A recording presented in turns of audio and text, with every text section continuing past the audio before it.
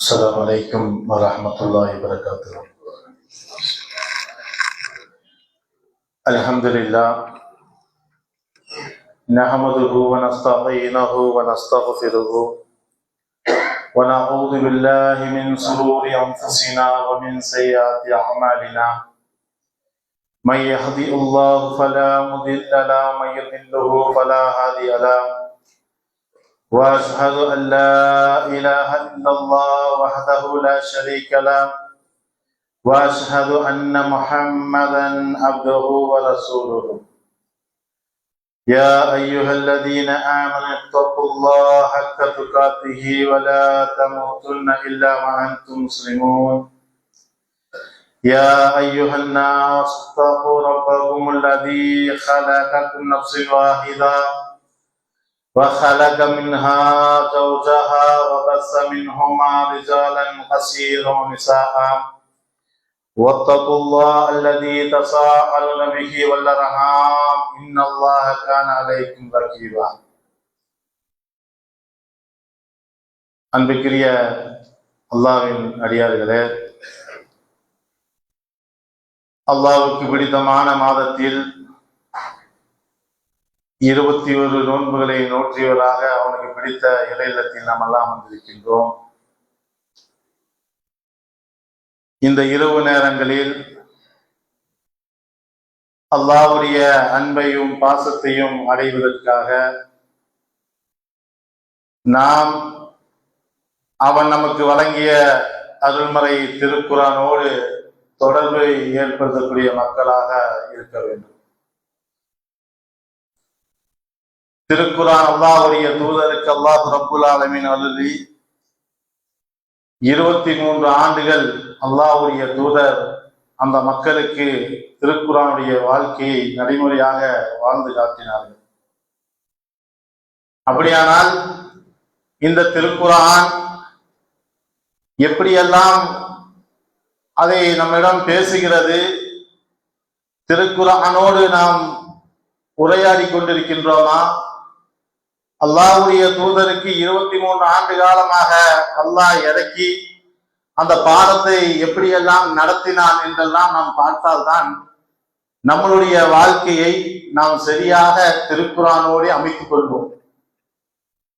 முதலாக அல்லாஹ் ரப்புல் ஆலமீன் ஆதம் அலைஹிஸ்ஸலாத்தை நான் படைத்து அவரை எப்படியெல்லாம் சொர்க்கத்தில் நான் அவரை பிரவேசம் செய்தேன் என்று அல்லாஹ்வுடைய தூதருக்கு அல்லாஹ் ரப்புல் ஆலமீன் நடத்தினான். எதற்கது? உலகத்தில் நான் ஒரு படைப்பை படைக்கப் போகிறேன். அப்பொழுது உலகம் உண்டு, உலகத்தில் எல்லாம் படைப்பு உண்டு, மனித சமூகம் மட்டும் இல்லை. அந்த படைப்பை நான் படைக்க போகிறேன் என்று சுவனத்தில் அல்லாஹ் ரப்புல் ஆலமீன் அல்லாஹ் அந்த மலக்குமார்களிடம் பேசுகிறான். என்ன சொல்கிறான்? இதோ நான் இப்பொழுது ஒரு மனிதரை படைக்க போகிறேன், அந்த மனித படைப்பு எங்கே இந்த பூமிக்கு அனுப்ப போகிறேன். அந்த பாடத்தை அல்லாஹ்வுடைய தூதருக்கு நடத்தினார். அதை நாம் திருக்குர்ஆனில் பார்க்கிறோம். ஆனால் அதனுடைய படிப்பனை நாம் சரியாக எடுத்துக்கொண்டிருக்கிறோமா என்று இந்த நேரத்தில் சிந்திக்கணும். ஏனென்றால் அறிவு சார்ந்த சமூகமாக நம்மளை படைத்திருக்கின்றார். சுவனத்தில் அவன் படைத்த மலக்குமார்கள் அனுதினம் அல்லாஹ்வை துதித்துக் கொண்டே இருக்கிறார்கள். எந்த கட்டளையை அல்லாஹ் சொன்னாரோ அந்த கட்டளைகளை அந்த மலக்குமார்கள் செய்து கொண்டே இருக்கிறார்கள். செய்யக்கூடிய அந்த நேரத்தில் தான் இதோ இப்படி ஒரு படைப்பை நான் படைக்க போகிறேன் என்று மலக்குமார்கள் தான் பேசினான். அப்பதான் மலக்குமார்கள் கேட்டாங்க, இறைவா, நாங்கள் இருக்கோம் தானே, எங்களை சூப்பரா படைச்சிருக்க, நாங்க உங்களை துதிக்கிறோம், எல்லா காரியம் செய்கிறோம், இப்படிப்பட்ட ஒரு மனித சமூகத்தை நீ ஏன் படைக்கிறேன், ஏன் படைக்க போற அப்படின்னு சொல்லி யார் கேள்வி எழுப்புறா? மலக்குமார்கள் எழுப்புறாங்க. யார்கிட்ட? படைத்த இறைவன்கிட்ட கேட்கிறாங்க. அப்பதான் அல்லாஹ் ரப்புல் ஆலமீன் சொல்றான், இதோ நான் படைக்க போற பாருங்க அப்படின்னு சொல்லி யாரை படைச்சான்? ஆதம் அலைஹிஸ்ஸலாத்தை படைச்சான். ஆதம் அலைஹிஸ்ஸலாத்தை ஒரு பக்கம் படைச்சிட்டு எதையெல்லாம் இந்த பூமியில் இறைவன் அனுப்பினானோ எல்லாத்துடைய பெயர்களையும் கற்றுக் கொடுத்தான். எந்த பேரும் பாக்கி இல்லை. மைக்கு, டேபிள், ஃபேனு, எதையெல்லாம் இன்னைக்கு நம்ம பேசுறோமோ, எதெல்லாம் நீ வரப்போகுதோ எல்லாருடைய பேரும் யாருக்கு கற்றுக் கொடுத்தான்? ஆதம் அலைஹிஸ்ஸலாம் கற்றுக் கொடுத்து ஆதம் அலைஹிஸ்ஸலாம் கற்றுக் கொடுத்துட்டு அடுத்தபடியா மலக்குமார்கள் என்ன பண்றாங்க?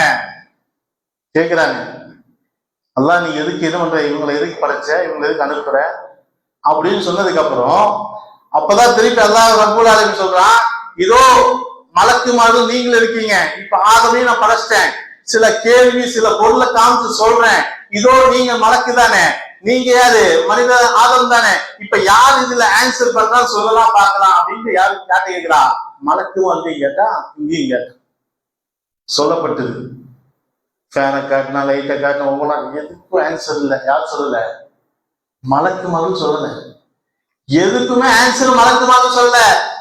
உடனே ஆதம் காமிச்சிட்டான், இது என்னது, இது என்னது ஃபேன், இது லைட், இது டேபிள், ஒவ்வொருடைய பெயர்களும் இதோ வரிசையாக சொல்லிக் கொண்டே வந்தான். யாரு? ஆதம். அப்பதான் உடனே சுபஹானக லா இல்ம லனா இல்லா மா அல்லம்தனா இன்னக அன்தல் அலீமுல் ஹகீம், இறைவா நீ தூய்மையானவன் தான், நீ தூய்மையானவன் தான், இதோ நீ பரிசுத்தமானவன், நாங்க என்னது நீ கற்றுத்தராத எந்த விஷயம் எங்களுக்கு ஒண்ணுமே தெரியாது, நீ எதை கற்றுத்தந்தாயோ அது மட்டும்தான் எங்களுக்கு தெரியும் என்று உடனே அந்த யார் ஒத்துக்கிட்டா? மலக்குமார்கள் ஒத்துக்கிட்டார். அப்படியானால் அறிவார்ந்த ஒரு படைப்பை அல்லாஹ் ரப்பல் ஆலமீன் படைச்சிட்டான். படைச்சிட்டு துணையாக ஹவ்வா அலைஹிஸ்ஸலாம் படைச்சிட்டான். இப்ப இவங்க ரெண்டு பேர்த்தையும் சொர்க்கத்துக்குள்ள விட்டுட்டு தான் சொல்றான், இதோ ஹாதி சஜரா சொல்லி காட்டுறான், இதோ இந்த மரத்துக்கிட்ட போயிடாது, எவ்வளவோ மரம் இருக்கு, அந்த மரம்லாம் இல்ல, இந்த மரத்துக்கிட்ட நீங்க போகக்கூடாது, டேஞ்சர் சொல்றான். அவங்க சரி அப்படின்னு சொல்லி சொர்க்கத்துக்குள்ள அப்படியே இருக்காங்க. சொர்க்கத்துல அப்படியே போயிட்டே இருக்கக்கூடிய நேரத்துலதான் என்ன பண்றான், மலக்குமாருடைய யாரு இப்லீஸ் அது வரைக்கும் நல்லா தான் இருந்தான். அந்த இடத்துல அவன் கோபப்படுறதுக்கும் ஆத்திரப்படுறதுக்கும் ஒரு காரணம் இருக்கு. என்ன காரணம்? இந்த மலக்குமார்களையும் மனிதனையும் படைச்சிட்டு எல்லா மலக்குமார்களும் நீங்க தலை சாய்க்க வேண்டும் என்று அல்லாஹ் ரப்பல் ஆலமீன் அந்த வானலோகத்தில் விழாவாகவே கொண்டாடுறான். ஏன்? என்னுடைய புதிய படைப்பு, இந்த படைப்புக்கு மலக்குமார்கள் நீங்க தலை சாய்க்க வேண்டும். எல்லா மலக்கும் சாய்த்தார்கள், இப்லீஸை தவிர சாய்க்கல. அந்த பொறாமையும் அந்த காழ்ப்புணர்வும் அதை எங்க காட்டுறான்? சுவனத்துல பழி வாங்குறான். காட்ட ஆதம் அலைஹிஸ்ஸலாம், நீங்க சொர்க்கத்துல இருக்கீங்க, நீங்க இறைவன் அந்த மரத்துக்கிட்ட மட்டும் ஏன் போக வேண்டாம்னு சொன்னா தெரியுங்களா? அந்த கனியை சாப்பிட வேண்டாம் சொன்ன காரணம் என்ன தெரியுங்களா? இதோ இன்பராகமா இருக்கு, இந்த இன்பத்துல நீங்கள் எப்பவுமே எங்களோட இருக்க வேண்டும் என்றால் நான் சொல்ற உபதேசத்தை கேளுங்க. என்னது? அந்த மரத்துக்கிட்ட போங்க. போனீங்கன்னா நீங்க எங்க போக முடியாது, எங்கேயுமே போக முடியாது, இந்த சொர்க்கத்திலே இருக்கலாம். அறிவார்ந்த படைப்பை உணர்ச்சியால் தூண்டுகிறான். அறிவால் இறைவன் படைத்து உணர்ச்சி என்ன பண்றான்? அந்த அறிவு ஜெயிச்சிருச்சு, இங்க உணர்ச்சி, இந்த உணர்ச்சிய ஆதம் அலைஹிஸ்ஸலாம் என்ன பண்றாங்க? அந்த மரத்துக்கிட்ட நெருங்கிட்டாங்க. யோசித்து பாருங்க, அறிவரை வெற்றி பெற்ற மனிதன் உணர்ச்சியை அடக்க முடியவில்லை. அப்படியானால் இந்த மனித சமூகம் திருக்குர்ஆனுடைய ஆரம்பத்தில் இருந்து இறுதி வரைக்கும் நீங்கள் பார்த்தால் அறிவார்ந்த மக்களை பற்றி அல்லாஹ் பேசுவான். அறிவார்ந்த மக்களை பேசிட்டு உள்ளம் சார்ந்து நீங்கள் வாழ்ந்தால், நீங்கள் உள்ளத்தோடு எல்லா காரியமும் நீங்கள் செய்தால் உள்ளக்கூடிய அமைதியும் என்னது? இறைவனுடைய தக்வா. நீங்கள் உள்ளத்தோடு நீங்கள் தக்வாவை எதிர்பார்த்து நீங்கள் வாழ்ந்தால் என்ன கிடைக்கும்? நாளைக்கு சொல்லும். இப்ப இவன் மரத்துக்கிட்ட நெருங்கிட்டு நெருங்கினோன்னு அல்லாஹ் என்ன பண்றான்? நீங்க சுவனத்துல இருந்து என்ன பண்ணிருங்க? வெளியே போயிருங்க. இந்த மரத்துக்கிட்ட நெருங்க வேண்டாம்னு சொன்னேன், நீங்க மரத்துக்கிட்ட நெருங்கிட்டீங்க, இப்ப நீங்க எங்க போயிருங்க? துனியாவுக்கு போயிருங்கன்னு சொல்லி ஆதம் அலைஹிஸ்ஸலாம் இறக்கி விட்டுட்டாங்க. அப்படியானால் நாம் இந்த திருக்குர்ஆனோடு இருக்கிறோம் என்று சொன்னால் அறிவார்ந்த நிறைய மக்கள் பூமியில் உண்டு. அவர்கள் பல படிப்புகள் படித்திருக்கலாம், ஆனால் அந்த அறிவை கொண்டு எல்லாத்திலையும் வெற்றி பெற்ற முடியுமா என்றால் நிச்சயமாக முடியாது என்று நாம் உணர வேண்டும். உள்ளத்தால் எதை இறைவன் தந்தானோ அதை கொண்டு பொருந்தி இந்த பூமியில் வாழ்ந்தால் மட்டும்தான் இந்த உலக வாழ்க்கையின் நிம்மதி, நாளை மறுமையுடைய சுவனமும் நிம்மதி. எனக்கு அறிவு இருக்கு, எனக்கு பொருளாதாரம் இருக்கு, நான் அதை கொண்டு எப்படி வேணாலும் நடப்பேன், எப்படி வேணாலும் வாழுவேன் என்று அறிவு சார்ந்தே அவர் சென்றால் அங்க என்ன இருக்காது? நன்மையான காரியம் நடக்காது. பாக்குறோமா இல்லையா? ஒரு டாக்டர் எம்பிபிஎஸ் எத்தனை வருஷமா படிச்சவரு கடைசியில் என்ன பண்றாரு? விபச்சாரத்தை மாற்றாரு, திருடுறாரு. நல்ல படிப்புள்ள மனிதன் எதை வணங்குறான்? கல்லை வணங்குறான். இப்படி நீங்கள் எவ்வளவோ அறிவு சார்ந்த விஷயங்கள் செய்கின்ற மனிதன் அவன் ஆக மொத்தம் உள்ளத்தால் அவன் சரியான ஒரு ஈமான் இல்லாமல் போனால் அவன் செல்லுகின்ற இடம் என்னது? நரகமா மாறி. ஆனால் அல்லாஹ் ரப்பல் ஆலமீன் அறிவை கொண்டு இந்த மனிதன் வளர்ச்சி அடைந்து கொண்டே இருக்கிறான். எதையெல்லாம் நீ கண்டுபிடிக்கிறியோ எல்லாமே நீ கண்டுபிடி. இந்த அறிவு உனக்கு அதுக்குத்தான் தரப்பட்டது. இது வேற யாருக்கும் தரல. இந்த அறிவு மனித சமூகத்துக்கு தான் தரப்பட்டது. அதை கொண்டு நீ எவ்வளவோ கண்டுபிடிப்புகள் எல்லாம் படிக்கலாம். ஆனால் இந்த உள்ளத்தால் நீ அதை புரிந்து நீ அதை பயணித்தால் மட்டும்தான் அந்த அறிவு உண்மையாக இன்மையிலும் மறுமையிலும் உனக்கு வேலை செய்யும் என்று திருக்குர்ஆன் நெடுகிலும் அல்லாஹ் பேசிக்கொண்டே இருக்கிறான். யோசிச்சு பாருங்க, அல்லாஹ்வுடைய தூதர் சொன்னாரா இல்லையா? என்ன சொன்னாரு? இரும்பு இருக்கா இல்லையா, இந்த இரும்பு துருப்பிடிக்குமா இல்லையா? இப்படி உங்களுடைய உள்ளமும் துருப்பிடிக்கும். உங்களுடைய உள்ளமும் துருப்பிடிக்கும். அப்போ சகாபாக்கள் யாரும் சொல்ல உள்ளம் எப்படி துருப்பிடிக்கும்? பிடிக்கும். அப்ப இந்த துரு போகணும்னா, உள்ளத்துல தான் துரு போகணும்னா என்ன யாரும் சொல்ல செய்யணும்? இதோட நான் சொல்லித்தரேன். என்னது? திருக்குர்ஆனை ஓதுங்கள். திருக்குர்ஆனை ஓதுங்கள், மரணத்தை நினைவுபடுத்துங்கள். இதன் மூலமாக உங்களுக்கு என்னது? உள்ளமானது அமைதி பெறும் என்று அல்லாஹ்வுடைய தூதர் சொன்னார்கள்னா சாதாரண விஷயம் இல்ல உள்ளம். மேலும் அல்லாஹ்வுடைய தூதர் சொன்னார்களே, உடல்ல ஒரு துண்டு உண்டு, அந்த உடல்ல இருக்கக்கூடிய அந்த ஒரு துண்டு சீராக அமைந்தால் உடல் முழுவதும் சீராக இருக்கும். அந்த துண்டு கெட்டுவிட்டால், அது நாசமாகிவிட்டால் உடல் முழுவதும் நாசமாகிவிடும். யாரும் சொல்லலாம் அது என்னது? அதுதான் கல்வி என்று அல்லாஹ்வுடைய தூதர் அவர்கள் 3 முறை கல்வை தொட்டி காமிச்சாங்களே, அந்த கல்வை சரியாக பயன்படுத்தக்கூடிய நேரம் இந்த ரமலான். எதன் மூலமா? திருக்குர்ஆன் மூலம். திருக்குர்ஆனுடைய நெடுகிலும் என்னென்ன இறை தூதருக்கு என்னென்ன முன்சென்ற காலத்திற்கு எந்த சம்பவம் எல்லாம் நடந்தது என்ற எல்லா விஷயமும் அல்லாஹ்வுடைய தூதருக்கு எல்லாம் பாடமா நடத்துறான். ஏன்? முகமதே, உங்களை நான் கைவிடல. இவங்க செஞ்ச பணிக்கெல்லாம் நீங்க பயப்படாதீங்க. இதுக்கு முன்னாடி என்னென்ன சமூகம் எப்படி எல்லாம் நடந்திருக்காங்க அந்த பாடத்தை உங்களுக்கு நடத்துறேன். இதை நீங்க படிங்க. இதை படிக்கனால உங்களுடைய உள்ளம் எப்படி மாறுதுன்னு பாருங்க. இதை பிற மக்களுக்கும் நீங்கள் படித்து தாருங்கள் என்று அல்லாஹ் ரப்பல் ஆலமீன் திருக்குர்ஆன் வெளியிலும் எல்லா இறை தூதர்களும் நல்லவர்களை குறித்து திருக்குர்ஆனை பேசுறானே, அந்த திருக்குர்ஆனை தமிழ் என்று படித்து பார்க்கணும்.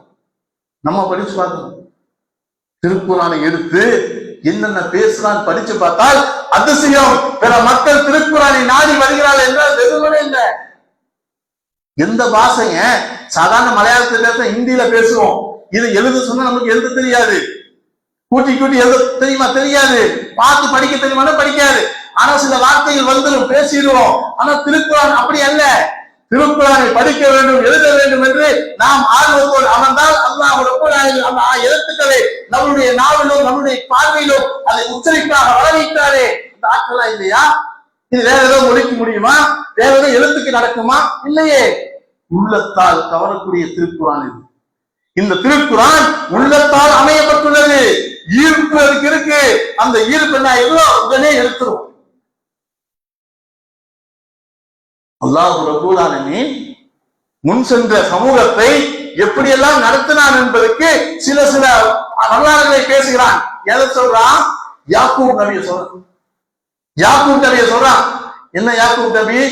11 மக்கள். அப்படி கேளுங்க. இந்த மாதிரி திருக்குர்ஆன் பேசுது. திருக்குர்ஆன் தொடர்பு வைக்கும் போதுதான் தெரியும் நமக்கு. 11 மக்கள். 11 மக்கள் யார் இது? யாக்கூப் அலைஹிஸ்ஸலாம் மக்கள். அதுல கடைசி சின்னவர் யாரு சொல்லுங்க? யாரு? யூசுப் நபி. கடைசி மகன் யாரு? யூசுப் நபி. அந்த நபிய சின்னதா இருக்கும்போது, நம்ம வீட்டுல நிறைய குழந்தைகள்லாம் இருக்க, நம்ம வீட்டுல வாப்பா நான் ஒரு கனவு கண்ண வாப்பா அப்படின்னு சொல்லி அதை ரொம்ப ஆர்வமா சொன்னா அதை நம்ம எப்படியெல்லாம் கேட்போம். அந்த மாதிரி யாக்கூப் அலைஹிஸ்ஸலாம் மேல போய் உளுந்து குர்ஆன் நல்லா பேசினான்.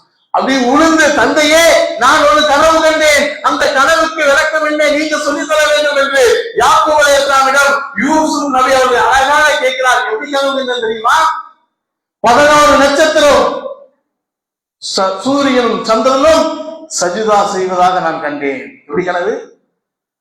11 நட்சத்திரமும் சூரியனும் சந்திரனும் எனக்கு சஜிதா செய்வதாக நான் ஒரு கனவை கண்டேன் என்று யூசுப் அலைஹிஸ்ஸலாம் சொல்றாரு. சொன்ன உடனேதான், பாப்பா தயவு செஞ்சு இந்த கனவு என்ன பண்ணிடாதீங்க, வெளியே சொல்லிடாதப்பா, வெளியில உன்னுடைய கூட பிறந்த சகோதரனுக்கு தயவு செஞ்சு சொல்லிடாதீங்க. ஏன் தெரியுமா, ஃபர்ஸ்டே உங்க மேல அவங்க இவ்வளவு அழகா இருக்கீங்க சொல்லி மிகப்பெரிய பொறாமையில் இருக்காங்க. இந்த கனவையும் நீங்க சொல்லிட்டா உங்களை முடிச்சுவாங்க சொல்லி பயப்படுறாரு. அந்த பயம் இருக்கும் போது என்ன பண்றாங்க, ஒரு பிளான் பண்ணி அதுக்கு முன்னாடியே கூட்டிட்டு போயிடுறாங்க. கனவு சொல்லவே இல்லை, கூட்டிட்டு போயிடுறாங்க. கூட்டிட்டு போய்தான் அந்த கிணத்துல போட்டுட்டு அந்த ட்ரெஸ்ஸை கொண்டு வந்து இதோ ஓனாய் கடிச்சிருச்சுன்னு சொல்லி என்ன பண்றாங்க, மிகப்பெரிய சூழ்ச்சியை உருவாக்கிட்டாங்க. அப்ப யாக்கூப் அலைஹிஸ்ஸலாம் உள்ளம் எப்படி இருந்துச்சு? அந்த கேட்கக்கூடிய நேரத்தில் யாக்கூப் அலைஹிஸ்ஸலாம் என்ன கேட்டாங்க, யா அல்லாஹ் எனக்கு இந்த நேரத்தில் நீ பொறுமையை கொடு, என்னுடைய உள்ளத்துல இந்த நேரத்தில் என்ன வேணும், மிகப்பெரிய பொறுமை வேணும். அந்த கனவுக்குரிய விளக்கம் என்ன? அவர் எகிப்துடைய அரசரா இருக்காரு, எகிப்துடைய அரசர் ஆக போறாரு. அந்த கனவுக்கு உண்டான விளக்கத்தை எல்லா நபிமார்களுக்கும் அல்லாஹ் அவர்கள் தெரிவிச்சானா இல்லையா? அதே மாதிரி ஒவ்வொரு நபிக்கு வரும்போது இந்த யாக்கூப் அலைஹிஸ்ஸலாத்துக்கு சில சோதனை, அந்த சோதனையை அவர் எப்படி உள்ளத்தை வாங்கினாரு? என்னுடைய மகன் தான், என்னுடைய மகனை கூட இருக்கக்கூடிய இவங்களே என்னட்டாங்க, இப்படி பழி வாங்கிட்டாங்களே, இந்த மகன் எங்கே இருக்கிறான் தெரியல. உள்ளம் துடிக்குது, உள்ளம் துடிக்குது. என் மகன் மௌத்தாகலன்னு தெரியும், என் மகன் மௌத்தாகலை, எங்கேயோ ஒரு இடத்துல இருக்காரு எல்லாம் தெரியும். ஆனால் ஒவ்வொரு நேரமும் அவர் என்ன பண்றாரு, சாப்பிடும் போது என் மகன் சாப்பிட்டானா, என் மகன் தூங்குனானா, என் மகன் இப்ப என்ன பண்ணிட்டு இருக்கான் அப்படின்னு சொல்லி ஒவ்வொரு நாளும் யாக்கூப் அலைஹிஸ்ஸலாம் அவர்கள் துடித்துக் கொண்டே இருந்தார்கள்.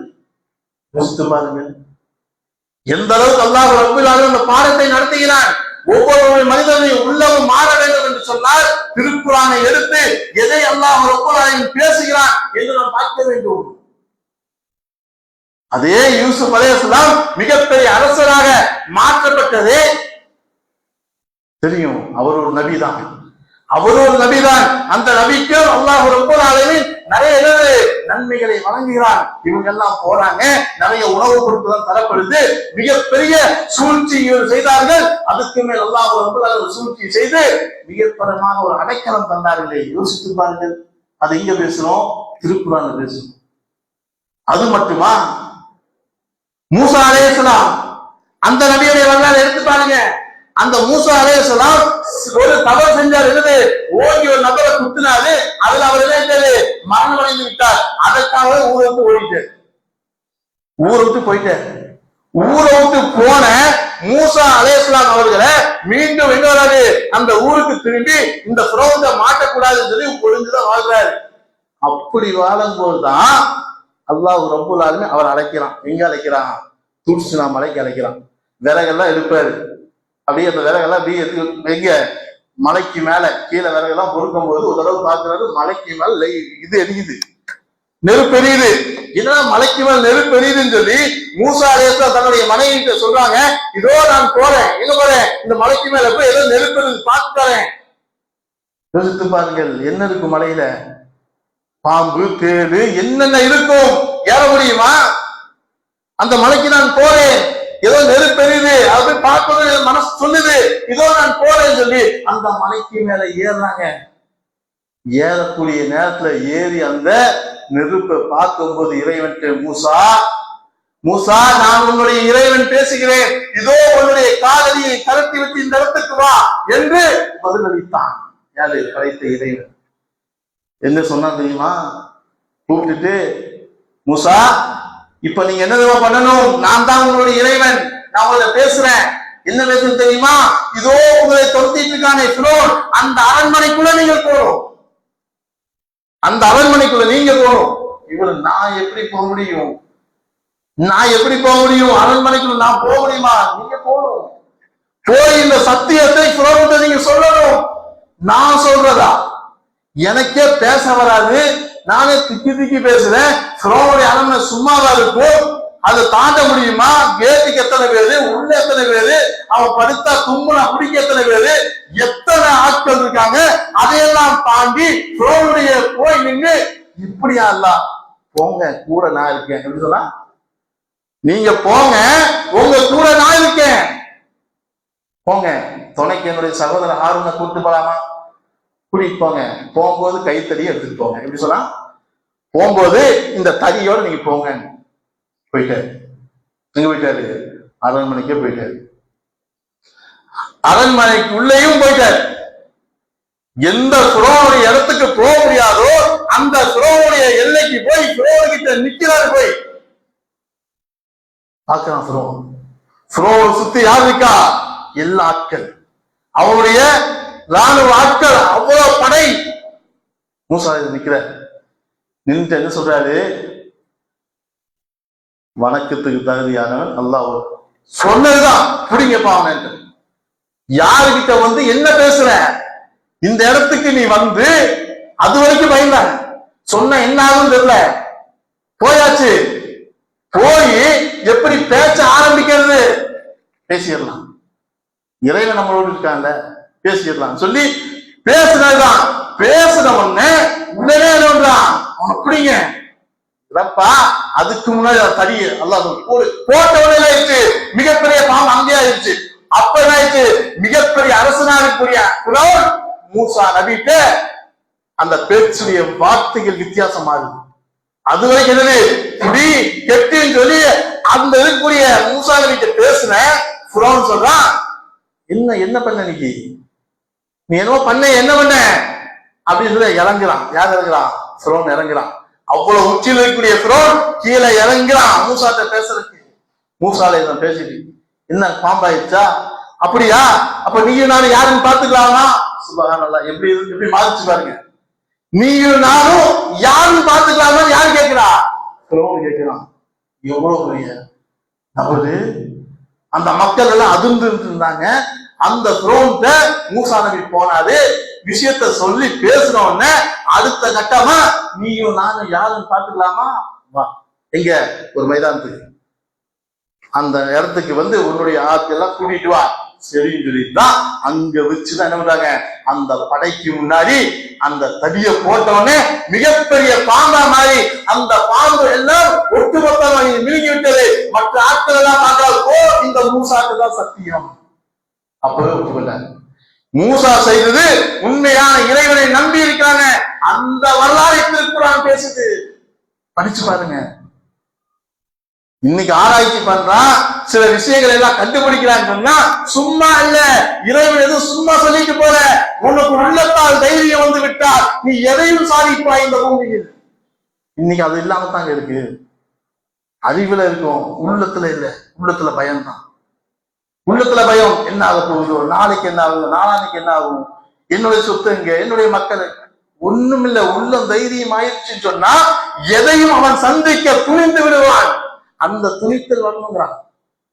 உலகத்துடைய மோகம் எப்படின்னு சொன்னா, நமக்கு ஒரு 5 லட்சம் ரூபாய் 1 கோடி ரூபாய் வருதுன்னு சொன்னா அது வர வரைக்கும் நம்ம என்னது, அது மேல ஒரு மோகம் இருக்கும். அது 5 வருஷமானாலும் சரி, 3 வருஷமானாலும் சரி, 1 வருஷமானாலும் அந்த காசு வர வரைக்கும் ஒரு மோகம் இருக்கும். அது மேல ஒரு இன்பம் இருக்கும். அந்த இன்பத்தோடு காசு வந்ததுக்கு அப்புறம் இதோ உன்னுடைய மகன் ஐசியில சொன்ன அந்த இன்பம் திரும்பி இதுல போயிடும். அது வரைக்கும் நமக்கு மோகம் எங்க இருந்துச்சு? பணத்துக்கு மேல. 5 வருஷமா எதிர்பார்த்த 1.5 கோடி எனக்கு வந்துருச்சு என்று அந்த ஆசையோடு வாங்கினதுக்கு அப்புறம் இதோ என்னுடைய மகன் ஐசியில் சொன்ன இந்த மோகத்துக்கு இது திரும்பிடுவோம். உள்ளத்தெல்லாம் அப்படிதான் வச்சிருக்கு. உள்ளம் என்பது நிலையான ஒரே இடத்துல நிற்காது. நீ நினைக்கிற மாதிரி அல்ல. இந்த உள்ளத்தை நிர்வாகம் செய்ய வேண்டும். அதுதான் திருக்குறான் சொல்லித்தருது. உள்ளத்தை நீங்கள் எப்படி நிர்வாகம் படுத்த வேண்டும் என்பதுதான் திருக்குறான் பேசிக்கொண்டே இருக்கு. உள்ளத்தால் சகாபாக்கள் மாறினார்களே, அந்த மாற்றம் அல்லாஹ் ஆச்சரியப்பட்டான், அல்லாஹ் சந்தோஷப்பட்டான். நம்ம இன்னைக்கு என்னது சாதாரண ஒரு விஷயமா நினைப்போம். அந்த சாதாரண விஷயத்தை மார்க்கத்தோடு உள்ளத்தோடு அதை ஏற்று அதை நாம் நடைமுறைப்படுத்தினால் அதை அல்லாஹ் ஆச்சரியப்பட்டு நம்மளை கண்ணியப்படுத்துவான். எதையும் சாதாரணமாக நினைக்க கூடாது. அபூதல்ஹா செஞ்ச விஷயம் தெரியும், எல்லாத்துக்கும் தெரியுது. அபூதல்ஹா விருந்தாளியை கண்ணியப்படுத்தணும், விருந்தாளியை கண்ணியப்படுத்தணும். அந்த விருந்தாளியை கண்ணியப்படுத்த விதத்தில் அபூதல்ஹா நடந்த விதம் என்ன? எந்த உணவும் இல்ல. அல்லாஹ்வுடைய தூதர் சொல்றாரு, என்னுடைய விருந்தாளியை யார கூட்டிட்டு போறா? யார சொல்ல நான் கூட்டிட்டு போறேன், கூட்டிட்டு போறாரு. மனைவிட்டு கேட்கிறாரு, எங்க கொஞ்சம் குழந்தைக்கு தான் இருக்கு, குழந்தைய தூங்க வச்சிடறேன், ரசூலுல்லாஹ் விருந்தாளிக்கு நம்ம உணவு கொடுக்கணும். சரி ரைட், உட்காருங்க. இப்ப நம்ம என்ன பண்ணணும்? நம்மளும் சாப்பிடணும். உட்காருங்க, தட்டி வைக்கிறேன், உணவு வைக்கிறேன். அவர் சாப்பிடும் போது விளக்க அரைச்சிடுறேன்னு சொல்லி இருக்கிற உணவை எல்லாம் அவருக்கே கொடுத்து அந்த இரவை ஒண்ணும் இல்லாத மாதிரி வந்தவர் திருப்தியா தான் அல்ஹம்துலில்லாஹ் போறார். வேற அபூதல்ஹா ஃபஜ்ர் தொழுகைக்கு போறாரு. பார்த்தார். யார் பார்த்தா? அல்லாஹ்வுடைய எட்டி பார்த்தாரா? வேற யாரும் வந்து பார்த்தாங்களா? யாரும் பார்க்கல. அந்த நேரத்தில் யாரும் பார்க்கறதுக்கு வாய்ப்பில்லை. அந்த நேரத்தில் அல்லாஹ்வுடைய தூதர் ஃபஜ்ரில் சந்திக்கும் போது அல்லாஹ்வுடைய தூதர் அபூதல்ஹா நீங்கள் செய்த காரியத்தை அல்லாஹ் ஆச்சரியமாக சிரித்தான். சுப்ஹானல்லாஹ். நீங்கள் செய்த காரியத்தை பார்த்து அல்லாஹ் ஆச்சரியப்பட்டு சிரித்து விட்டான், மகிழ்ச்சி அடைந்தான். சொல்ல முடியுமா? இன்னைக்கு எப்படிப்பட்ட சஹாபாக்களாக மாறினாங்க, எப்படி இருந்தாங்க? தனக்கு பிரியமா வைத்திருந்த அதே அபூதல்ஹா அந்த தோட்டம், பகீரகாசனையில் அந்த தோட்டத்தை அல்லாஹ்வுடைய தூதர் அதிகமாக விரும்புவார். அந்த தண்ணியை குடிப்பார், அந்த ஓய்வு எடுப்பார். அந்த தோட்டத்தை நீங்கள் இந்த மார்க்கத்துக்காக நீங்கள் செலவு செய்யாத வரைக்கும் உண்மையான மூமின் ஆக முடியாது என்று திருக்குர்ஆன் வசனம் இறங்கிய வார்த்தைக்கு அல்லாஹ்வுடைய தூதரே, இதோ இந்த மையனகா தோட்டத்தை எடுத்துக்கொள்ளுங்கள், விட்டு விடுங்கள், கொடுத்துருங்க, எதுவுமே வேண்டாம். யோசிச்சு பாருங்க. உள்ளத்தால மாறினாங்க, பேச்சால் அல்ல, உள்ளத்தால் மாறணும். என்னுடைய உள்ளம் மாறணும். என்னுடைய உள்ளம் மாறுவதற்கு தான் தினமா, அதற்காகத்தான் இரவு தொழுகை. குமிஞ்சு எனக்கு எக்ஸசைஸா? இல்லையே. இரவு தொழுகிறோம் எதுக்காக? இரவு தொழுகிறோம் சொன்னா எக்ஸசைஸ் பண்றதுக்கு இல்ல. அந்த இரவு தொழுகைக்கு மறுநாள் என்னுடைய உள்ளத்தில் கோபம் இருக்கக்கூடாது, ஆத்திரம் இருக்கக்கூடாது, பணிவு இருக்கணும், நடையில ஒழுக்கம் இருக்கணும், பேச்சின் மதிப்பு இருக்கணும். இதுக்காகத்தான் நீ நைட்ட தொழுகிறது. எதுக்காக நினைச்சிட்டு இருக்கோம்? இது எல்லாம் செஞ்சுட்டு எனக்கு கோபம் தாவும் எல்லாம் அப்படியே தான் இருக்குன்னு சொன்னா எனக்கு இபாதத் எந்த உள்ளத்திலையும் மாற்றம் தரலையே.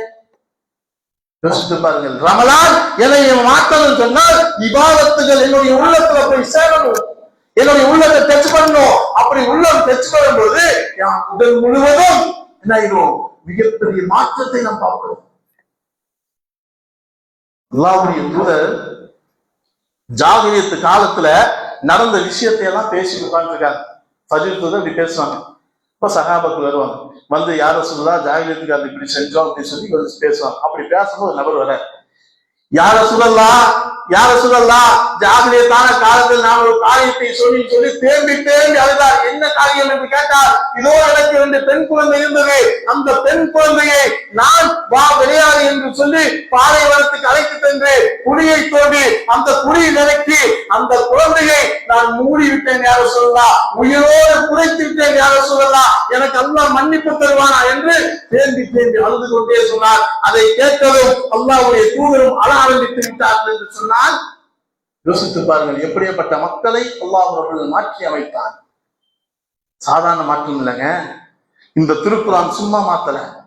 இந்த திருக்குர்ஆன் அந்த மக்களை சுவனத்தை அடைய வேண்டும் என்பதற்காக அந்த உள்ளத்தையும் சரி தன்னுடைய பொருளையும் சரி எல்லாத்தையும் தியாகம் செய்ய வந்தார்கள். மக்கால இருந்து மதீனாவுக்கு போன அந்த அன்சாரிகள், இதோ மக்காவாசிகளுக்கு உங்களுக்கு என்ன வேணும்? வீடு வேணுமா, சொத்து வேணுமா, சுகம் வேணுமா, நீங்கள் யார் என்று தெரியல, ஆனால் என்னுடைய சகோதரன் என்னுடைய மார்க்கத்தை நீ ஏற்றுக்கொண்டாய், இதோ நான் மனமுருகி இதோ ஒரு தன்பளிப்பாக நான் தருகிறேன், நீ வைத்துக்கொள் என்று பாசமாக அனைத்தையும் கொடுத்தார்களே. சொல்ல முடியுமாங்க? இன்னைக்கு கொடுத்தா எனக்கு என்னன்னு கேட்கிறான். நான் கொடுத்துட்டு நான் எங்க போறதுங்கிறான். யார்கிட்ட பேசுறான்? தெரியாத கூட தரணும்னு பேசுறான். உனக்கு கொடுத்துட்டு நான் எங்க போறதுன்னு கேட்கிறான். யார்கிட்ட? கூட தரப்பு. யோசித்து பாருங்க. திருக்குர்ஆன் மாற்ற வேண்டும். உள்ளங்களின் மாற்றத்தை ஏற்படுத்துவதற்குத்தான் இது போன்ற ரமலான். அல்லாஹ் என்ன சொல்றான்? இந்த ரமலான் மூலமாக உங்களுக்கு தக்வா வர வேண்டும் என்றால் எப்படி வரும்? நான் எப்படி வரும் கேட்கிறேன். திருக்குர்ஆனை தொடர்ந்து வைத்துக் கொள்ள வேண்டும், திருக்குர்ஆனை படித்துக் கொண்டே இருக்க வேண்டும். சஹாபாக்களுடைய மாற்றம் எல்லாமே திருக்குர்ஆன் மூலமாகத்தான் மாறியது. சாதாரண மாற்றமா? இந்த மார்க்கத்தை நாம் இலகுவாக பெற்றங்கட்டி இதோடைய கஷ்டமோ நஷ்டமோ எதுவும் நமக்கு தெரியவில்லை. ஒரு அடியும் வாங்கினதில்லை, யாருக்கு திச்சு வாங்க, எந்த பேச்சு வாங்கினதில்லை. அதனால இந்த மார்க்கத்தை பத்தி நமக்கு செலுத்த தெரியவில்லை. ஆனா அன்னைக்கு அப்படி இல்லையே சஹாபாக்கள். இந்த மார்க்கத்தோடு இருக்க வேண்டும் என்பதற்காக நாடு துறந்து வீடு துறந்து தன்னுடைய சொத்து சுகத்தை எல்லாம் போட்டு நான் இந்த மார்க்கத்தோடு உறுதியாக இருக்க வேண்டும் யார் சொல்லலாம், அதற்காக நான் என்ன செய்ய வேண்டும் என்றெல்லாம் கேட்டு அவர்கள் மார்க்கத்தை பின்பற்றிக் கொண்டே வாழ்ந்தார்களே. யோசித்து பாருங்கள். தன்னுடைய உயிரை துச்சமாக ஏன் சொர்க்கம் கிடைக்கும், அதற்காக இந்த பூமியில் என்னுடைய உயிர் போனாலும் பரவாயில்லை, அதற்காக நான் போராடுகிறேன் என்று சொன்னார்களே. யோசித்து பார்க்க வேண்டும். இந்த ரமலானுடைய நாட்கள் இதோ இறுதி 10 வேகமாக கழிந்து கொண்டே இருக்கிறது. இந்த நேரத்தில் அந்த இரவை நாம் அடைய வேண்டும் என்றால் சாதாரணமாக அடைவதல்ல. அந்த நாட்கள் அடைந்தால் என்னுடைய பாவங்கள் எல்லாம் மன்னிக்கப்பட வேண்டும். என்னுடைய பாவம் எல்லாம் நம் மன்னிக்கப்பட்டு மிகப்பெரிய உள்ளத்தில் ஒரு அமைதி ஏற்பட வேண்டும். எனக்கு மட்டுமல்ல, என் குடும்பத்துக்கு வரணும். ஏன் இன்னைக்கு எல்லா பக்கம் பிரச்சனை தான், எல்லா பக்கம் சண்டை தான், எதுவும் நிம்மதி இல்லை. நிம்மதி அடைய வேண்டும் என்றால் ஒரே வழி திருக்குர்ஆன் தான். அந்த திருக்குர்ஆன் அடைவதற்கு நம்ம என்ன முயற்சி, என்ன செஞ்சிருக்கோம் யோசிச்சு பாருங்க. அந்த திருக்குர்ஆனோடு நான் பேசுவதற்கு அதை ஆசைப்பட்டு நான் என்ன முயற்சி செய்தேன். அல்லாஹ்வுடைய தூதர் திருக்குர்ஆனை ஓதுகின்ற நிறைய மக்களுக்கு நிறைய நன்மை சொல்வது மட்டுமல்ல, திருக்குர்ஆனுடைய ஓதலை கேட்டு அல்லாஹ் ஆச்சரியப்பட்டான் என்று சொன்னார்கள். உபை பின் கஅப் சொல்கின்ற நபித்தோழர், அந்த நபித்தோழர் அல்லாஹ்வுடைய தூதர் சொல்றாங்க, நீங்க எது சூரா ஓதுங்க, லம் யக்னுல் லதீன கஃபரு சொல்கிற அந்த ஆயத்தை நீங்கள் ஓதுங்கள், நான் கேட்க வேண்டும். ஏன் தெரியுமா, அல்லாஹ் உங்களை ஓத சொல்றான். எப்படி சொன்னாரு, அந்த நபித்தோழருடைய பெயரை சொல்லி இந்த ஆயத்தை நீங்கள் ஓதுமாறு அல்லாஹ் எனக்கு சொன்னார் சொல்லி அந்த நபித்தோழர் அந்த ஆயத்தை ஓதுகிறார் என்றால் அந்த மக்களுடைய உள்ளத்தை பாருங்கள், திருக்குர்ஆனோடு இருந்தார்கள். திருக்குர்ஆன் வாசிக்க வேண்டும் என்பதற்காகவே அந்த மக்கள் தன்னுடைய முயற்சி இருந்தார்கள். ஒரு முறை அல்லாஹ்வுடைய தூதர் நாங்கள் ஏதாச்சும் பணிக்கு சென்றால் திருக்குர்ஆன் வசனங்கள் எழுதினால் அதை மனனம் செய்வோம், அதை எழுதுவோம், நீங்கள் அமர்ந்து கொள்ளுங்கள் என்று அவர்கள் போட்டி போட்டுக்கொண்டு பிரித்து அவர்கள் அந்த நாட்களை கழித்துக் கொண்டே இருந்தார்கள். எல்லாம் எதற்காக, இந்த மார்க்கத்தில் பயணிக்க வேண்டும், அல்லாஹ்வுடைய பொருத்தத்தை கிடைக்க வேண்டும் என்பதற்காக. அதை நாம் பெற்றிருக்கின்றோமா? திருக்குர்ஆன் என்ற வீட்டில் இருந்தே எவ்வளவு திருக்குர்ஆன் வாங்கி வச்சிருக்கோம். யார் கொடுத்தாலும் திருக்குர்ஆன் கை நீட்டி வாங்கிக்கிறோமே, எடுத்து படிச்சோமா, படிப்பதற்கு நான் முயற்சி செஞ்சோமா, அதனுடைய விஷயத்தை புரிஞ்சோமா, எதை பேசுது அல்லாஹ்வுடைய வார்த்தை தானே, ரப்புடைய பேசுவதற்கு ஒரு வாய்ப்பு அல்லாஹ் எனக்கு தந்திருக்கானே, அதை நான் படிக்காமல் இருந்தால் நாளை மறுமையில் உள்ள மன்னரில் பதில் சொல்ல வேண்டுமே. உன்னுடைய மார்க்கம் என்ன, இஸ்லாம், எதை வச்சு சொல்ல போறோம்? ஆளுகளை பார்த்தா, ரேஷன் கார்டை பார்த்தா இல்ல, திருக்குர்ஆனை பார்த்துதான் சொல்லுவோம். உன்னுடைய மார்க்கம் என்ன, இஸ்லாம் என்று சொன்னால் அந்த இஸ்லாத்தை நீ எதிர்மறித்தாய். இதோ உன்னுடைய திருக்குர்ஆனை யா அல்லாஹ் நான் படித்தேன். கை சேதம். எத்தனை பேருக்கு சூரத்துல் ஃபாத்திஹாவுடைய அர்த்தம் தெரியும்? யோசித்து பாருங்கள். எத்தனை எத்தனை வசனங்களுடைய சிறப்புகளை நாம் புரிந்திருக்கின்றோம், எல்லாம் கேட்கிறோம். அதையெல்லாம் யாருக்கு சொல்லுவாங்க, அது கேட்க அப்படி அல்ல. நான் முயற்சி எடுக்க வேண்டும். எனக்கு வாய்ப்பு தந்திருக்கிறது, இந்த வாய்ப்பை நான் சரியாக பயன்படுத்திக் கொள்ள வேண்டும். எதற்கெல்லாமோ நாம் முயற்சி எடுத்து அதையெல்லாம் வெற்றிகள் சாதித்துக் கொண்டிருக்கிறோம். திருக்குர்ஆனுடைய விஷயத்தில் எந்த முன்னேற்றமும் இல்லையே என்ற ஒரு சங்கடமும் கவலையும் பிரார்த்தனையும் என்னிடம் இருக்கிறதா? கேட்டிருக்கோமா? இத்தனை வருஷம் ஆயிடுச்சு, யாரா 23 வருஷம் 40 வருஷம் வாழ்ந்தேன், ஆனா நான் திருக்குர்ஆனையே படிக்கிறது வாய்ப்பே கிடைக்கல. யோசிச்சு பாருங்க. நமக்கு தாங்க முயற்சி எடுக்கணும். இன்னைக்கு எல்லா வாய்ப்புகளும் கையில வந்திருக்கு, அந்த வாய்ப்புகளை எல்லாம் சரியாக பயன்படுத்தி கொண்டிருக்கின்றோமா? நாட்கள் வேகமாக போகுது, மிகவும் வேகமாக போகுது. அந்த வேகத்தை நாம் சரியாக பயன்படுத்தவில்லை என்று சொன்னால் மிகப்பெரிய நஷ்டவாளி ஆகிவிடுவோம். அல்லாஹ்வுடைய தூதர் இது போன்ற இரவு நேரத்தில் மிகப்பெரிய நன்மை செய்வதற்கு ஆர்வம் ஊட்டினாங்க. ஏங்க, முன்பின் பாவங்கள் மன்னிக்கப்பட்டவர் தானே, முன்பின் பாவங்கள் மன்னிக்கப்பட்ட அல்லாஹ்வுடைய தூதர் இவ்வளவு கஷ்டப்பட்டார். ஏன்? அல்லாஹ்வுக்கு நன்றியுள்ள ஒரு அடியானா இருக்கணும். அல்லாஹ்வுடைய பொருத்தத்தை பெறணும். அதற்காக என்னென்ன முயற்சி செய்யணும் என்று குடும்பத்தை எல்லாம் எழுப்பி இது போன்ற இபாதத்தில் ஆர்வப்படுத்திக் கொண்டே இருந்தாரு. அல்லாஹ்வுடைய தேர்வை யோசித்து பாருங்க. யாரை அல்லாஹ் தூதராக தேர்ந்தெடுத்தான், அந்த தூதர் இந்த பணிகளை எதுவுமே இல்ல, சாதாரண சும்மா சொல்லிட்டு போற, அதை நிறைவேற்றி சரியா முடிச்சுட்டு போற. அல்லாஹ்வுடைய தேர்வு அப்படித்தான் இருக்கும். அல்லாஹ் ஒருவரை தேர்ந்தெடுத்தால் அந்த தேர்வுக்கு உரிய நபராக அவர் மாறிவிடுவார். யோசிக்க வேண்டும், சிந்திக்க வேண்டும். அல்லாஹ்வுடைய தூதர் எந்தெந்த காரியத்தை சொல்லி தந்திருக்காங்க, எதையெல்லாம் செய்யணும்னு சொன்னாங்க, அந்த காரியத்தை எல்லாம் நான் சரியாக செய்து கொண்டிருக்கிறேனா? சும்மா அனுப்பினார் தூதரை, திருக்குறானை கொடுத்துட்டு இல்லையே. இந்த தூதருக்கு அல்லாஹ் கேட்கிறான், முகமதே நீ நாளை மறுமையில் இதோ மறுமை நாளை கொண்டு உன்னை நிறுத்துவேன். எங்க? விசாரணைக்கு நிறுத்துவேன். எப்படி நிறுத்துவேன் தெரியுமா? சும்மா நிறுத்த மாட்டேன், ஒட்டுமொத்த கௌமையை கொண்டு நிறுத்துவேன். அதற்கு சாட்சியா உங்களையும் கொண்டு நிறுத்துவேன். ஒட்டுமொத்த சமூகத்தையும் கொண்டு நிறுத்துவேன்.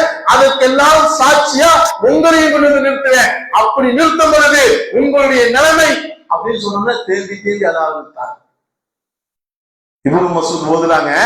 ஓதக்கூடிய நேரத்துல இந்த ஆயத்து வந்தோடனே இப்னு மஸ்ஊதே நீங்க ஓதாதீங்க, நிறுத்துங்க.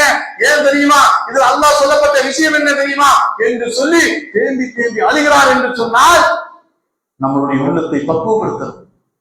அதாவது அல்லாஹ் சொன்னாங்க, யா முக்கல்லிபு குழு சத்தித்த கல்வியலாதி. அடிக்கடி கேட்டாங்க, என்ன எதுக்காக? இந்த மார்க்கத்திலேயே இந்த உள்ளம் நிலைநிறுத்தி இருக்க வேண்டும், இதுல இருந்து தடம் முழுகக்கூடாது. யா முக்கல்லிபு குழு சத்தித்த கல்வி அலாதீனிக்க, என்னுடைய உள்ளம் இந்த மார்க்கத்திலேயே இருக்க வேண்டும் என்பதற்கு அல்லாஹ்வுடைய தூதர் அதிகமாக கேட்ட பிரார்த்தனை என்று சொன்னால் யோசித்து பாருங்கள். நீங்களும் நானும் அல்லாஹ் நாடினால் மட்டும்தான், அல்லாஹ்வுடைய கருணை இருந்தால் மட்டும்தான் நாம் தப்பிப்போம். இல்லை என்றால் இந்த வாய்ப்புகள் எல்லாம் போய்விடும்.